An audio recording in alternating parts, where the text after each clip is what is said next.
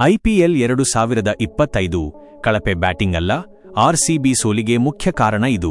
April 18, 2025ರಂದು ಬೆಂಗಳೂರಿನ M Chinnaswamy ಕ್ರೀಡಾಂಗಣದಲ್ಲಿ ನಡೆದ ಐಪಿಎಲ್ 2025ರ 34ನೇ ಪಂದ್ಯದಲ್ಲಿ ಪಂಜಾಬ್ ಕಿಂಗ್ಸ್ ತಂಡವು ರಾಯಲ್ ಚಾಲೆಂಜರ್ಸ್ ಬೆಂಗಳೂರು ಆರ್ಸಿಬಿ ತಂಡವನ್ನು 5 ವಿಕೆಟ್ಗಳಿಂದ ಸೋಲಿಸಿತು.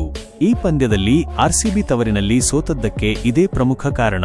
ಪಂದ್ಯದ ದಿನ ಮಳೆ ಬಂದಿತು. ಇದರಿಂದ ಪಂದ್ಯ ಆರಂಭವಾಗುವ ಸಮಯ 2 ಗಂಟೆಗಳ ಕಾಲ ಮುಂದೂಡಲಾಯಿತು. ಮಳೆಯಿಂದ ಪಿಚ್ನ ಸ್ವರೂಪವೇ ಬದಲಾಯಿತು. ಚಿನ್ನಸ್ವಾಮಿ ಕ್ರೀಡಾಂಗಣದ ಪಿಚ್ ಸಾಮಾನ್ಯವಾಗಿ ಸಮತಟ್ಟಾಗಿರುತ್ತದೆ. ಇದು ಬ್ಯಾಟ್ಸ್ಮನ್ಗಳಿಗೆ ದೊಡ್ಡ ರನ್ಗಳನ್ನು ಗಳಿಸಲು ಸಹಾಯ ಮಾಡುತ್ತದೆ. ಆದರೆ ಈ ಬಾರಿ ಪಿಚ್ ಜಿಗುಟಾಗಿತ್ತು ಮತ್ತು ತಗ್ಗಾಗಿತ್ತು. ಚೆಂಡು ಸರಿಯಾಗಿ ಬೌನ್ಸ್ ಆಗುತ್ತಿರಲಿಲ್ಲ. ಪಂಜಾಬ್ ಕಿಂಗ್ಸ್ನ ಬೌಲರ್ಗಳಾದ ಮಾರ್ಕೋ ಜಾನ್ಸನ್ ಮತ್ತು ಹರ್ಪ್ರೀತ್ ಬ್ರಾರ್ ಈ ಪಿಚ್ನ ಲಾಭವನ್ನು ಚೆನ್ನಾಗಿ ಬಳಸಿಕೊಂಡರು. ಇದರಿಂದ ಆರ್ಸಿಬಿ ಬ್ಯಾಟ್ಸ್ಮನ್ಗಳಿಗೆ ದೊಡ್ಡ ಹೊಡೆತಗಳನ್ನು ಆಡಲು ಕಷ್ಟವಾಯಿತು. ಆರ್ಸಿಬಿ ತಂಡವು 14 ಓವರ್ಗಳಲ್ಲಿ ಕೇವಲ 95 ರನ್ಗಳನ್ನು ಗಳಿಸಿತು. ಇದು ತುಂಬಾ ಕಡಿಮೆ ಸ್ಕೋರ್ ಆಗಿತ್ತು.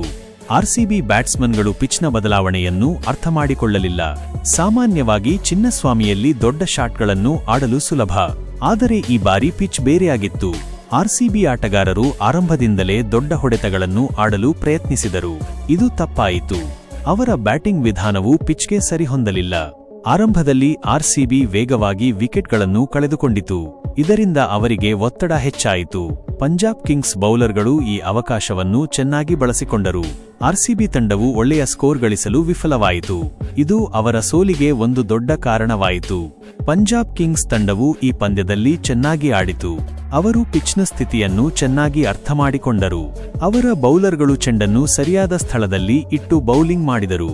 ಇದರಿಂದ ಆರ್ಸಿಬಿ ಬ್ಯಾಟ್ಸ್ಮನ್ಗಳಿಗೆ ರನ್ ಗಳಿಸಲು ಕಷ್ಟವಾಯಿತು. ಬ್ಯಾಟಿಂಗ್ನಲ್ಲಿ ಸಹ ಪಂಜಾಬ್ ಕಿಂಗ್ಸ್ ಚೆನ್ನಾಗಿ ಆಡಿತು. ಅವರು 95 ರನ್ಗಳ ಸಣ್ಣ ಗುರಿಯನ್ನು ಸುಲಭವಾಗಿ ಬೆನ್ನಟ್ಟಿದರು. ಅವರ ಆಟಗಾರರು ಒತ್ತಡದಲ್ಲಿ ಶಾಂತವಾಗಿದ್ದರು. ಇದರಿಂದ ಅವರು 5 ವಿಕೆಟ್ಗಳಿಂದ ಗೆಲುವು ಸಾಧಿಸಿದರು. ಈ ಪಂದ್ಯದಲ್ಲಿ ಮಳೆಯಿಂದ ಬದಲಾದ ಪಿಚ್, ಆರ್ಸಿಬಿ ಬ್ಯಾಟಿಂಗ್ನ ತಪ್ಪು ವಿಧಾನ ಮತ್ತು ಪಂಜಾಬ್ ಕಿಂಗ್ಸ್ನ ಉತ್ತಮ ತಂತ್ರಗಳು ಆರ್ಸಿಬಿ ಸೋಲಿಗೆ ಕಾರಣವಾಯಿತು. ಆರ್ಸಿಬಿ ತಂಡವು ಈ ತಪ್ಪುಗಳಿಂದ ಕಲಿತು ಮುಂದಿನ ಪಂದ್ಯಗಳಲ್ಲಿ ಚೆನ್ನಾಗಿ ಆಡಬೇಕು.